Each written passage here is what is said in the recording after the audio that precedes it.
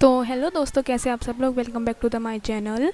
तो आज क्या करेंगे, आज हम पढ़ेंगे चैप्टर नंबर बायोलॉजी का, क्लास 10th का चैप्टर, जिसमें हम पढ़ेंगे आज हम शोषण। और इससे पहले हमने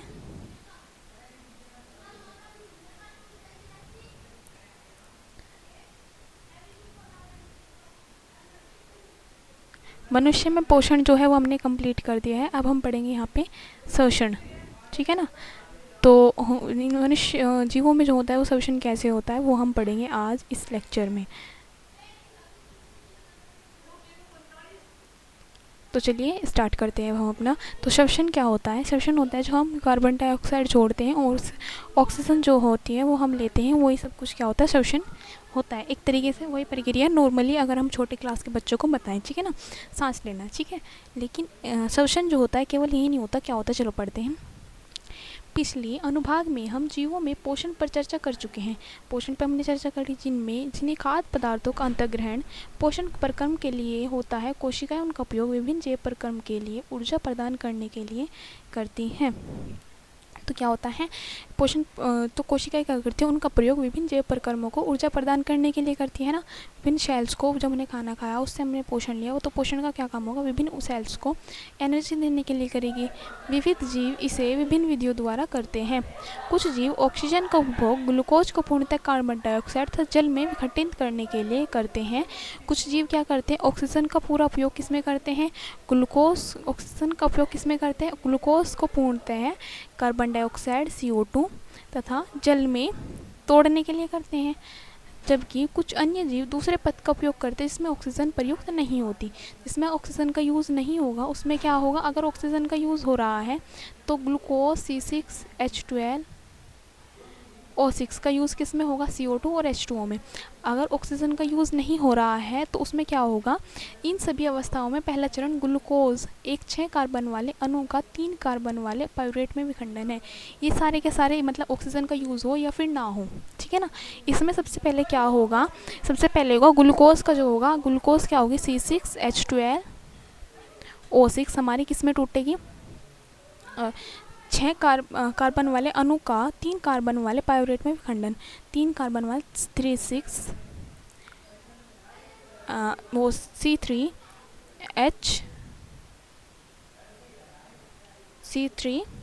just wait a minute. Pyruvate का फॉर्मूला क्या होता है हमारा, C3H2 होता है शायद, H2 और O3, C3H2O3 ये होता है शायद। ऑक्सीजन हाइड्रोजन में थोड़ी सी प्रॉब्लम है, हाइड्रोजन में मेरे याद नहीं आ रहा हाइड्रोजन का क्या था, लेकिन 3 कार्बन होंगे, इतना तो मुझे कंफर्म है कि 3 कार्बन होंगे। पाइरूवेट में जो होते हैं हमारे 3 कार्बन होते हैं। एक मिनट में थोड़ा सा चेक कर लूँ पाइरूवेट का फॉर्मूला क्या था हमारा।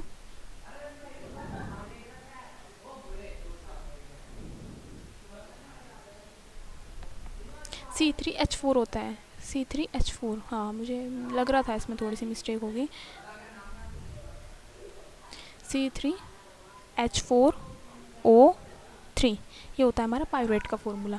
तो देखते हैं यहाँ पे क्या बोल रहा है, यहाँ पे क्या बोला है इसमें कि कुछ जीव ऑक्सीजन को उपयोग ग्लूकोज को पूर्णतः कार्बन डाइऑक्साइड जल में विघटित कर लेंगे, जबकि कुछ जीव दूसरे पद का उपयोग कर जिसमें ऑक्सीजन प्रयुक्त नहीं होती, ऑक्सीजन प्रयुक्त नहीं थी। इन सभी अवस्थाओं में मतलब ऑक्सीजन का यूज़ हो या फिर ऑक्सीजन का यूज़ ना हो, ठीक है।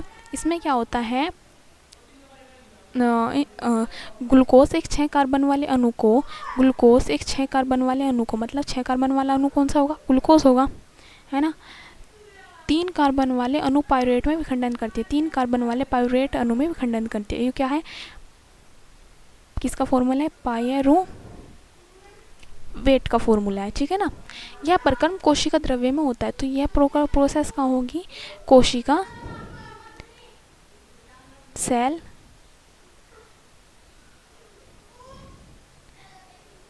कोशिका द्रव्य साइटोप्लाज्म,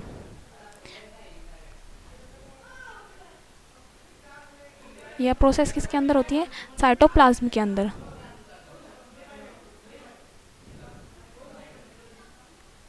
यह प्रक्रिया किसके अंदर होती है, कोशिका द्रव्य साइटोप्लाज्म के अंदर। इसके पश्चात पाइरूवेट इथेनॉल तथा कार्बन डाइऑक्साइड में परिवर्तित हो जाता है। तो इसके बाद पाइरूवेट क्या होगा, इथेनॉल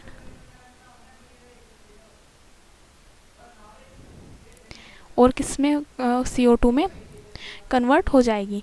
यह प्रक्रम किण्वन के समय यीस्ट में होता है। किण्वन के समय किस में होता है? यह प्रक्रम यीस्ट में होता है। क्योंकि यह प्रक्रम वायु की अनुपस्थिति में होता है, इसे अवायवीय श्वसन कहते हैं। अवायवीय श्वसन क्या हुआ हमारा? जब क्या होता है, ग्लूकोज एक 6 कार्बन वाले अणु का 3 कार्बन वाले अणु पायरेट में विखंडन होता है। यह प्रक्रम कोशिका द्रव्य में होता है। इसके पश्चात पायरेट इथेनॉल तथा कार्बन डाइऑक्साइड में परिवर्तित हो जाता है। यह प्रक्रम किण्वन के समय यीस्ट में होती है। क्योंकि यह प्रक्रम कोशिका की अनुपस्थिति में होता है, इसलिए इसे क्या बोलते हैं? अवायवीय श्वसन कहते हैं।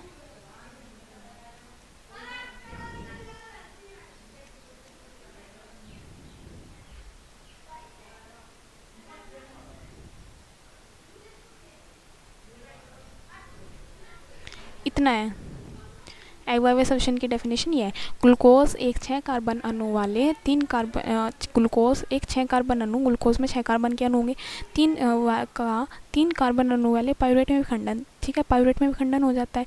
यह प्रक्रम कोशिका द्रव्य में होता है। तो यह प्रोसेस किस में होगी? साइटोप्लाज्म में। इसके पश्चात पायरेट इथेनॉल तथा कार्बन डाइऑक्साइड में, फिर पायरेट किसमें बदलेगा? इथेनॉल और कार्बन डाइऑक्साइड में परिवर्तित हो सकता है। यह प्रक्रम किण्वन के समय यीस्ट में होती है। क्योंकि यह प्रक्रम वायु की अनुपस्थिति में होता है, इसलिए इसे अवायवीय श्वसन कहते हैं। पायरेट का विखंडन ऑक्सीजन का उपयोग करके माइटोकॉन्ड्रिया में होता है। अगर ये ऑक्सीजन की प्रेजेंट में होगा तो वो किस में होगा? माइटोकॉन्ड्रिया में। ठीक है ना, माइटोकॉन्ड्रिया में होगा। यह प्रक्रम 3 कार्बन वाले पायरेट के अणु को विखंडित करके 3 कार्बन डाइऑक्साइड के अणु देता है। ये क्या करेगा? प्रोसेस तो वही रहेगी कि हमारा ग्लूकोज जो होगा पायरेट में कन्वर्ट होगा, लेकिन अगर हमारी ऑक्सीजन की प्रेजेंट में नहीं हुई है तो इथेनॉल और CO2 बनेगा। अगर ऑक्सीजन की प्रेजेंट में पायरेट बनना है तो वो पायरेट किस में कन्वर्ट होगा? C3H4O3 किस में कन्वर्ट होगा? वो बदलेगा हमारा 3 कार्बन डाइऑक्साइड के अणु देगा। 3 कार्बन डाइऑक्साइड के अणु देगा। दूसरा उत्पाद जल है, और क्या बनेगा हमारा? जल बनेगा। ठीक है ना, क्योंकि यह प्रक्रम ऑक्सीजन की उपस्थिति में होता है। यह वायवीय श्वसन कहलाता है। वायवीय श्वसन में ऊर्जा का मोचन अवायवीय श्वसन की अपेक्षा अधिक होता है। वायवीय श्वसन में जो होता है हमारा ऊर्जा जो है वायवीय श्वसन की अपेक्षा में जो मोचन जो होता है उसका ज़्यादा होता है। अवायवीय श्वसन में एनर्जी ज़्यादा लगती है और वायवीय श्वसन में कम लगती है। कभी कभी जब हमारी पेशी कोशिकाओं में ऑक्सीजन का अभाव हो जाता है, यदि कभी कभी क्या होता है, जैसे हम एक्सरसाइज करें तो उसमें हमें ऑक्सीजन के अभाव हो जाता है, तो क्या होता है? पायरेट के विखंडन के लिए दूसरा पद अपनाया जाता है। तो पायरेट का विखंडन करना होगा हमें। पायरेट के विखंडन के लिए दूसरा क्या मतलब? अभाव का मतलब है थोड़ी सी कमी हो जाना। ठीक है ना, तो उसमें हमें क्या होता है? दूसरा रूल अपनाना पड़ता है। क्या अपनाना पड़ता है? या पायरेट एक 3 कार्बन वाले अणु लैक्टिक अम्ल में परिवर्तित हो जाता है। तो क्या होगा? हमारा पायरेट जो होगा वो लैक्टिक एसिड में बदल जाएगा।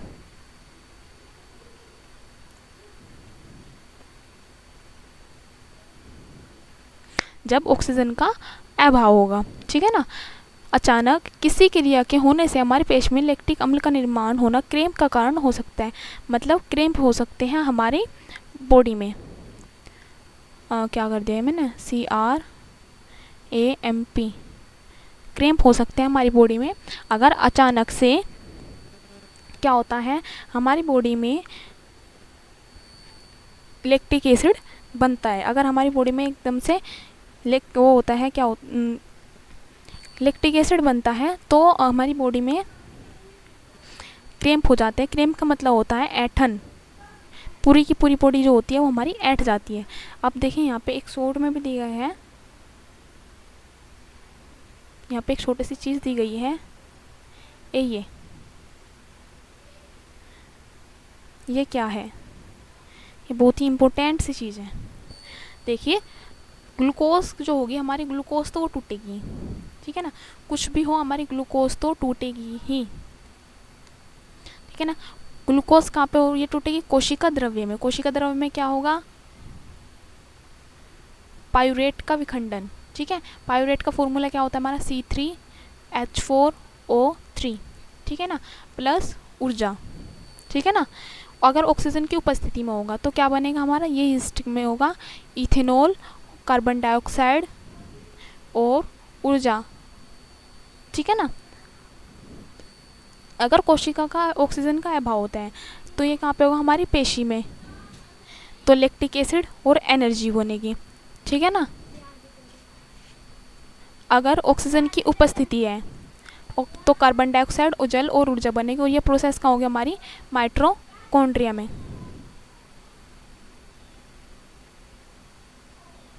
एक बार दोबारा से देखो, अगर ये प्रोसेस जो है हमारी ऑक्सीजन की उपस्थिति में हो रही है, ठीक है ना, एक ऑक्सीजन के अनुपस्थिति में, तो क्या बनेगा, हमारा इथेनॉल बनेगा और कार्बन डाइऑक्साइड बनेगा, ठीक है ना। और ये प्रोसेस किस में होती है, यीस्ट में होती है। ऑक्सीजन की उपस्थिति ह्यूमन बॉडी में नहीं होती, ठीक है ना। और इसे बोलते हैं हम, ऑक्सीजन की अनुपस्थिति वाले को बोलते हैं हम अवायवीय,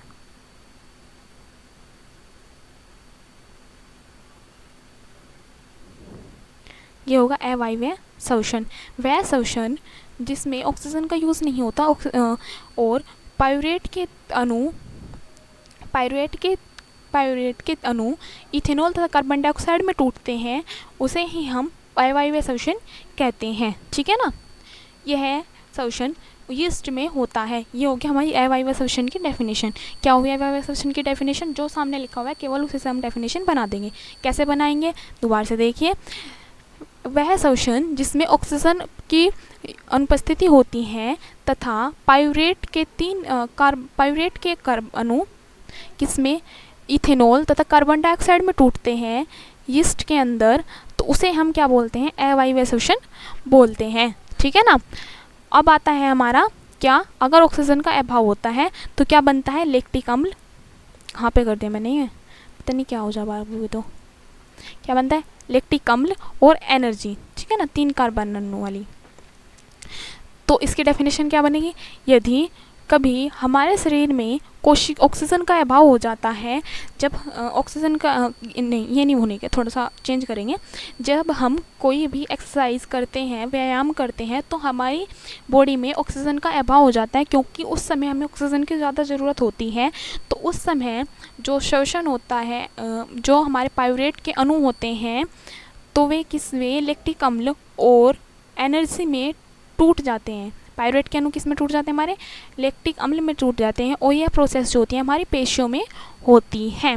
अब नेक्स्ट डेफिनेशन क्या है हमारी, ऑक्सीजन की उपस्थिति में, ये क्या है हमारा, वायवीय शोषण।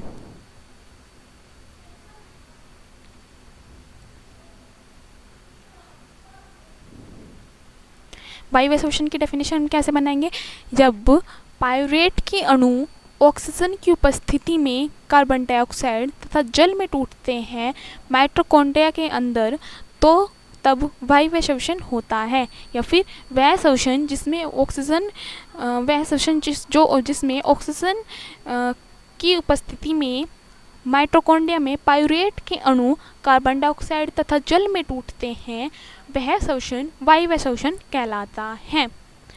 समझ में आई बात, होगी ना डेफिनेशन, यहाँ की आई कवर, ये था इसमें, ठीक है ना। अब हम आगे देखते हैं, आगे क्या है, कोशिकीय शोषण द्वारा मोचित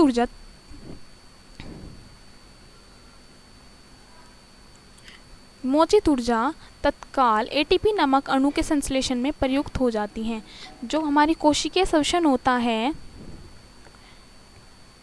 कोशिकीय शोषण क्या होता है हमारा, इसमें क्या होता है, कोशिकीय शोषण क्या होता है, इसमें क्या होता है, जो हमारी ऊर्जा है वो सारी की सारी किस में टूट जाती है,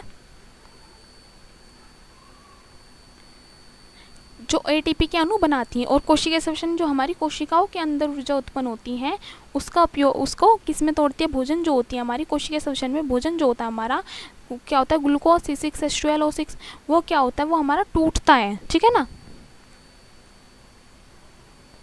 ठीक है ना। तो इसमें क्या होता है, एटीपी में एनर्जी होती है, अणु संश्लेषण में जो क्या किसमें का प्रयोग करते हैं, एटीपी का संश्लेषण में। ओटीपी क्या होती है हमारी, ऊर्जा की मुद्रा बोलते हैं, करेंसी ऑफ एनर्जी। एटीपी को क्या बोलते हैं हम, करेंसी ऑफ एनर्जी। कहाँ पे क्या, करेंसी ऑफ एनर्जी। एटीपी क्या होती है हमारी, करेंसी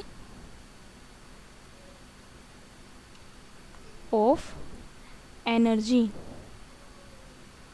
एटीपी हम बोलते हैं करेंसी ऑफ एनर्जी, एनर्जी की मुद्रा, जो कोशिका की अन्य क्रियाओं के लिए ईंधन की तरह कार्य करती है। एटीपी के विखंडन से एक निश्चित मात्रा में ऊर्जा मोचित होती है, जो कोशिका के अंदर होने वाले उत्तमारोशी क्रियाओं का परिचालन करती हैं। उत्तमारोशी प्रक्रियाएं क्या होती हैं हमारी? उत्तमारोशी प्रक्रिया होती हैं जिसमें जो होती है हमारी एनर्जी जो होती है वो क्या की जाती है? अवशोषित होती हैं। एनर्जी जो होती है इस क्रिया में अवशोषित होती है। इसमें हम ऊष्मा शोषक या फिर ऊष्माक्षेपी अभिक्रिया भी कहते हैं। तो कोशिका के अंदर क्या होता है? ऊर्जा अवशोषित कर ली जाती है जब क्या होता है? एटीपी का विखंडन होता है निश्चित मात्रा में, ठीक है ना।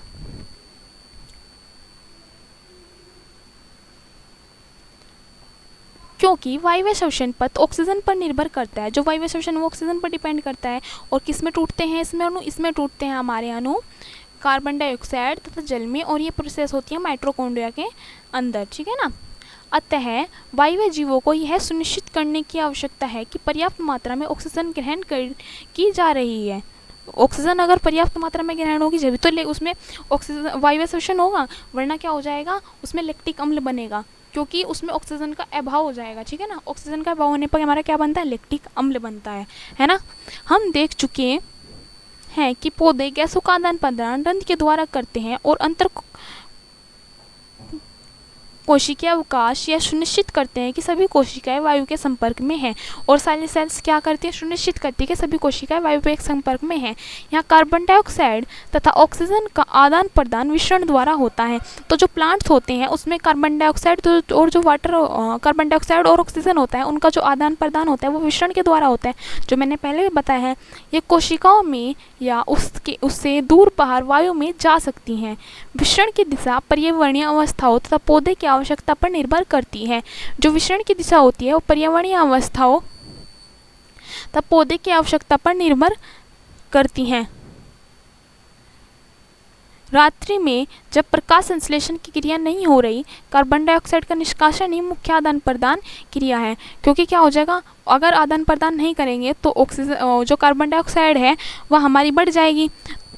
तो क्या होगा? वही बात है, संविषण की प्रक्रिया क्या है? उच्च सांद्रता से निम्न सांद्रता की ओर पदार्थों का ट्रांसफर जो होता है वो विषण में होता है। तो अगर कार्बन डाइऑक्साइड ज़्यादा हो जाएगी तो मतलब उसका सांद्रता ज़्यादा होगी, तो इसलिए उसे कम सांद्रता की तरफ मतलब बॉडी से बाहर निकालना जरूरी है। प्लांट्स अपनी बॉडी से बाहर निकाल देते हैं। दिन में श्वसन के दौरान निकली CO2 प्रकाश संश्लेषण में प्रयुक्त हो जाती है, अतः कोई CO2 नहीं निकलती है। इस समय ऑक्सीजन का निकलना मुख्य घटना है, ठीक है ना। जंतुओं में पर्यावरण से ऑक्सीजन लेना और उत्पादित कार्बन डाइऑक्साइड से छुटकारा पाने के लिए विभिन्न प्रकार के अंगों का विकास हुआ है। तो जंतुओं में जो होती है ऑक्सीजन को लेना और जो कार्बन डाइऑक्साइड बनती है फिर उससे छुटकारा पाना क्या होता है? शरीर में विभिन्न प्रकार के अंगों का विकास हुआ है। स्थलीय जंतु वायुमंडलीय ऑक्सीजन लेते हैं, परंतु जो जंतु जल में रहते हैं उन्हें जल में मिले ऑक्सीजन का उपयोग करना ही आवश्यक होता है। जो हम है स्थल पे रहते हैं मतलब जमीन पे रहते हैं, हम क्या करते हैं? वायुमंडल से ऑक्सीजन ले लेंगे, लेकिन जो जल में रहेंगे वे ऑक्सीजन कहाँ से लेंगे? जल से लेंगे। H2O में ऑक्सीजन होगी ना, H2O ऑक्सीजन है ना, इसमें ऑक्सीजन का एक अणु है, तो ऑक्सीजन कहाँ से लेंगे? ये जल से लेंगे, ठीक है। जो जल में जीव रहते हैं, जो जीव जल में रहते हैं वे जल में विलय ऑक्सीजन का उपयोग करते हैं, क्योंकि जल में विलय ऑक्सीजन की मात्रा वायु में ऑक्सीजन की मात्रा की तुलना में कम होती है। इसलिए जलीय जीवों की श्वास दर स्थलीय जीवों की अपेक्षा द्रुत होती है। तो इसलिए इनकी श्वास दर जो होती है मतलब सांस लेने की जो प्रक्रिया होती है वो क्या होती है? वो थोड़ी सी कम होती है, कमज़ोर होती है, ठीक है ना, कम होती है, द्रुत होती है, ठीक है ना। मछली अपने मुंह के द्वारा जल लेती है तथा बलपूर्वक इसे क्लोम तक पहुंचाती है। क्लोम क्या होते हैं? फेफड़े होते हैं, जहाँ विलय ऑक्सीजन रुधिर ले जाता है। फिर वह ऑक्सीजन क्या होगा? रुधिर ब्लड ले जाएगा। स्थलीय जीव श्वसन के लिए वायुमंडल की ऑक्सीजन का उपयोग करते हैं। जो स्थलीय जीव होते हैं वो वायुमंडल में जो ऑक्सीजन है उसका यूज़ करते हैं। विभिन्न जीवों में यह ऑक्सीजन भिन्न भिन्न अंगों द्वारा अवशोषित की जाती है। अलग अलग जितने भी जीव होंगे अलग अलग जीव अलग अलग तरीके से जो होते हैं ऑक्सीजन को अवशोषित करते हैं। इन सभी अंगों में एक रचना होती है जो सतही क्षेत्रफल को बढ़ाती है, जो ऑक्सीजन बहुल्य मंडल के संपर्क में रहता है। तो स्थलीय जीव क्या होते हैं? वायुमंडल से ऑक्सीजन लेते हैं। विभिन्न जीवों में ऑक्सीजन भिन्न भिन्न अंगों द्वारा अवशोषित की जाती है। अलग अलग जीवों में अलग अलग अंगों द्वारा, जैसे जो मछलियाँ होती हैं वे क्लोम के द्वारा ऑक्सीजन को अवशोषित करती है, और जो वैसे जीव होते हैं वे क्या करते हैं? फेफड़ों के द्वारा। हम किसके द्वारा? फेफड़ों के द्वारा ऑक्सीजन को अवशोषित करते हैं। तो सभी अंगों में इनकी रचना होती है। इससे क्या होता है? रचना होती है जिससे क्या होता है? उसका सतही क्षेत्रफल जो होता है वो बढ़ जाता है। जब हम सांस लेते हैं, ऑक्सीजन को ग्रहण करते हैं, तो हमारे फेफड़े जो होते हैं फूल जाते हैं, ठीक है ना, मतलब क्षेत्रफल बढ़ जाता है। जो ऑक्सीजन बाहुल्य वायुमंडल के संपर्क में रहता है, क्योंकि ऑक्सीजन व कार्बन डाइऑक्साइड का विनिमय इस सतह के आर पार होता है, अतः यह सतह बहुत पतली तथा मुलायम होती है। क्या होती है, ऑक्सीजन का कार्बन डाइऑक्साइड का आना जाना होता है, इसलिए क्या होती है, वो जो सतह होती है वो बहुत ही ज़्यादा कोमल होती है, सॉफ्ट होती हैं। इस सतह की रक्षा के उद्देश्य से यह शरीर के अंदर अव्यवस्थित होती है, अतः इस क्षेत्र में वायु आने के लिए कोई रास्ता होना चाहिए, ठीक है ना। इस अतिरिक्त जहाँ ऑक्सीजन अवशोषित होती है, उस क्षेत्र में वायु अंदर और बाहर होने के लिए क्रियाविधि होती है। तो यहाँ पे क्या कह रहा, अतः इस क्षेत्र में वायु आने के लिए रास्ता होना चाहिए, जहाँ पे वायु की जरूरत है वहाँ पे एक रास्ता होना चाहिए। इसके अतिरिक्त जहाँ ऑक्सीजन अवशोषित होती है, जहाँ पे ऑक्सीजन को अवशोषित करेंगे, उस क्षेत्र वहाँ पे क्या होगा, ऑक्सीजन के आने और ऑक्सीजन के जाने के लिए दोनों के लिए क्रियाविधि होती है, ठीक है ना।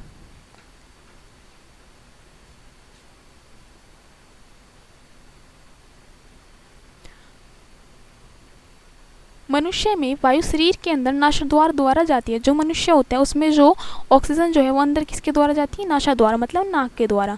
नासाद्वार द्वारा जाने वाली वायु मार्ग में उपस्थित महीन बालों द्वारा निस्पंदित हो जाती है। जो क्या होता है, फिर जो नाक से वायु अंदर गई, तो नाक में जो होते हैं छोटे छोटे से महीन से रेशे या फिर बाल होते हैं, जिससे क्या होता है, हमारी वायु निस्पंदित हो जाती है, जिससे शरीर में होने वाली जाने वाली वायु धूल तथा दूसरी अशुद्धियों रहित होती हैं, जिससे उसमें जितनी भी अशुद्धियाँ होती हैं वो सब अशुद्धियाँ क्या हो जाती हैं, नाक के अंदर, शरीर के अंदर नहीं जा पाती। इस मार्ग में श्लेष्मा की परत होती है। श्लेष्मा मतलब जो लिक्विड भरा होता है उसे हम नाक के अंदर जो लिक्विड होता है उसे हम क्या बोलते हैं, श्लेष्मा बोलते हैं। इस प्रक्रम में सहायता करता है किसमें, अशुद्धियाँ रहित करने में और वायु धूल रहित करने में। यहाँ से वायु कंठ द्वारा फुफ्फुस में प्रवाहित होती है, फिर कंठ द्वारा क्या हो गया, हमारी फुफ्फुस में प्रवाहित होगी। कंठ में उपस्थित के वलय होते हैं, ये सुनिश्चित करते हैं कि वायु मार्ग निपतित न हो, मतलब वायु मार्ग निपतित न हो। क्या होगा इसमें, यहाँ पे क्या होते हैं, उपास्तिके वाले होते हैं, मतलब छल्ले होते हैं, ऐसे छल्ले होते हैं, ऐसे नहीं होते, एक ऐसा होता है, एक ऐसा होता है, फिर एक ऐसा होता है, फिर एक ऐसा होता है, ये ऐसे होता है, ठीक है ना।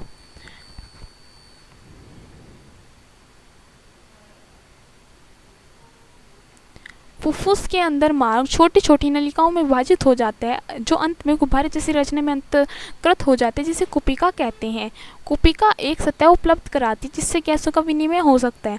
कुपिकाओं की भित्ति में रुधिर वाहिकाओं का विस्तरण जाल होता है, जैसे हम प्रारंभिक वर्षों में देख चुके हैं। जब हम श्वास अंदर लेते हैं, हमारी पसलियाँ ऊपर उठती हैं और हमारा डायफ्राम चपटा हो जाता है, ठीक है ना। इसके परिणाम स्वरूप वक्षकुहिका बड़ी हो जाती है, मतलब हमारी जो चेस्ट होती है वो बड़ी हो जाती है।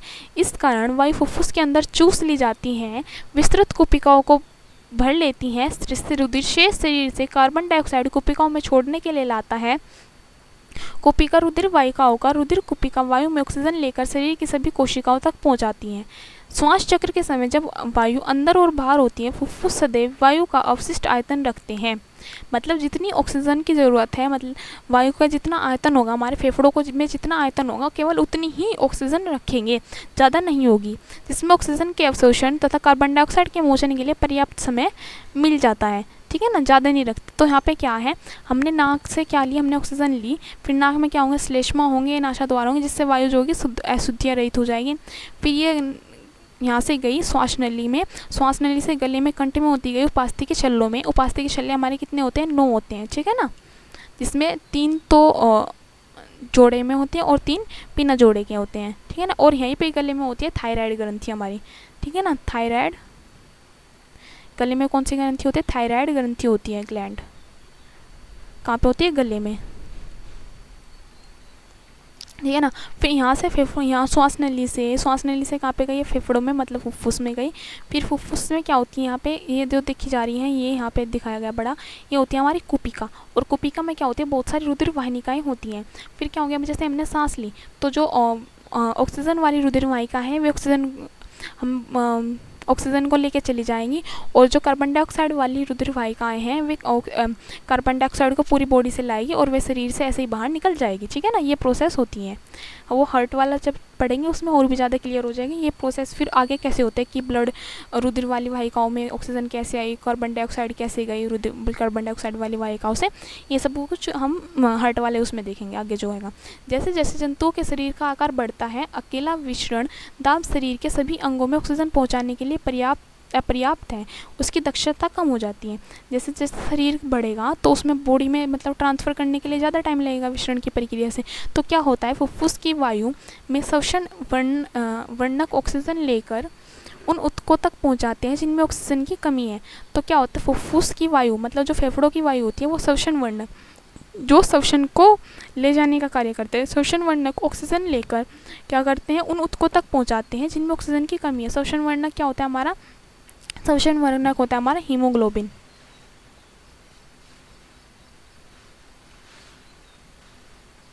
जिसे हम हीम भी बोलते हैं, जिसके कारण क्या होता है ब्लड हमारा अगर हीमोग्लोबिन की कमी है तो हमारा ब्लड जो होता है वो पीला हो जाता है।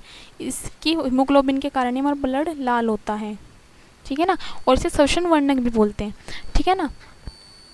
तो श्वसन वर्णक क्या करता है, ऑक्सीजन की कमी होती है तो क्या करता है श्वसन वर्णक ही हमें ऑक्सीजन जो होता है हमारी पूरी बॉडी में ट्रांसफ़र करता है। क्योंकि अगर जो होता है अगर विसरण के भरोसे बैठे रहे तो बहुत टाइम लग जाएगा हमारी बॉडी में ऑक्सीजन को ट्रांसफ़र होने में, इसलिए हीमोग्लोबिन होता है। मानव में श्वसन वर्णक हीमोग्लोबिन है जो ऑक्सीजन के लिए उच्च बंधुता रखता है। यह वर्णक लाल रुधिर कणिकाओं में उपस्थित होता है। लाल रुधिर कणिका मतलब red blood cells. Blood cells भी हमारी 3 तरीके की होती हैं। एक होती है हमारी WBC white blood cells, white colour की जो सेल्स होती हैं। एक होती है RBC और एक होती है प्लेटलेट्स, ठीक है ना। RBC क्या करती हैं, ब्लड को रेड करती हैं। WBC क्या करती है, WBC का कार्य है हमें जितने भी हमारे बीमारी हैं उनसे डिजीज़ से हमारी प्रोटेक्शन करना, बीमारियों से रक्षा करती है। और प्लेटलेट्स क्या है, जैसे बोलते हैं ना बुखार में प्लेट्स कम हो गई, वो प्लेटलेट्स कम हो जाती है और फिर ब्लड में से प्लेटलेट्स निकाल के RBC नहीं होती हैं, यहाँ पे RBC के टाइप नहीं है ये हमारे ब्लड के टाइप। फिर ब्लड में से क्या करते हैं प्लेटलेट्स निकाल के प्लेटलेट्स इंसान को चढ़ा देते हैं, ठीक है ना। प्लेट कम हो जाती है और प्लेटलेट्स कम होती है। क्या करती है लाल रुधिर कणिकाओं में क्या होता है हमारा हीमोग्लोबिन होता है ना। कार्बन डाइऑक्साइड जल में अधिक विलय है और इसका परिवहन हमारे रुधिर में विलय अवस्था में होता है। कार्बन डाइऑक्साइड क्या होती है, कार्बन डाइऑक्साइड जल में अधिक विलय होती है, जल में ज़्यादा घुली हुई क्या होती है कार्बन डाइऑक्साइड, और इसका परिवहन हमारे रुधिर में विलय अवस्था में होता है। और हमारे रुधिर में जो ब्लड में इसका ट्रांसफ़र होता है वो किस में होता है, विलय अवस्था में, मतलब ब्लड में घुल के होती है। अब आगे देखते हैं इसमें क्या है यहाँ पे।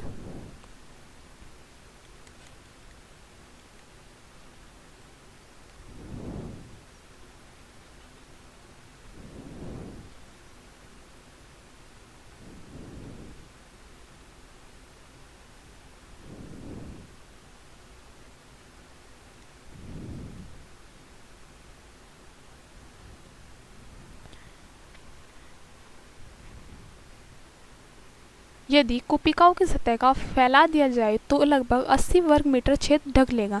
यदि जो हमारी हार्ट फेफड़ों में जो कोशिका होती हैं, छोटी छोटी सी हार्ट के अंदर जो कोशिकाएं होती हैं, ऐसे गुब्बारे जैसी संरचना होती है कोशिकाएं हार्ट में नहीं फेफड़ों में, लंग जिसमें क्या होती है हमारी ब्लड वेसल्स होती हैं बहुत सारी, जिससे ऑक्सीजन आती है और वो कार्बन डाइऑक्साइड बाहर निकालता है शरीर के। अगर उसे हम उसका क्षेत्रफल बढ़ा दिया जाए, फैला दिया जाए मतलब उन्हें खोल के, तो 80 वर्ग मीटर क्षेत्र ढक लेगी। क्या आप अनुमान लगा सकते हैं कि आपके अपने शरीर का सच्चाई क्षेत्रफल कितना होगा। विचार कीजिए कि विनिमय के लिए विस्तृत सतह उपलब्ध होने पर गैस का विनिमय कितना दक्ष हो जाता है। यदि हमारे शरीर में विसरण द्वारा ऑक्सीजन की गति करते हैं तो हमारे फुफ्फुस से ऑक्सीजन के एक अणु को पैर से अंगूठे तक पहुँचने में अनुमानतः 3 वर्ष का समय लगेगा। यदि हम विसरण के द्वारा शरीर में ऑक्सीजन फैलाएंगे तो पैर के अंगूठे तक पहुँचने में कितना टाइम लग जाएगा, 3 वर्ष का समय लग जाएगा। क्या आपको इससे प्रसन्नता नहीं हुई कि हमारे पास हीमोग्लोबिन है। हीमोग्लोबिन है जब तो हर थोड़े थोड़े से टाइम में कुछ सेकेंडों के अंदर ही ऑक्सीजन जो होती है हमारी पूरी बॉडी में ट्रांसफ़र हो जाती है, ठीक है ना। और हीमोग्लोबिन को क्या बोलते हैं हम, श्वसन वर्णक बोलते हैं। आगे है वहन। वहन में हम क्या पढ़ेंगे, वहन में हम पढ़ेंगे हार्ट के बारे में कि हार्ट क्या है, हमारी बॉडी में हार्ट की प्रोसेस क्या क्या होती है, ठीक है ना, ये सब कुछ। तो आज के लिए लेक्चर में इतना ही, तो कल मिलते हैं, तब तक के लिए बाय बाय।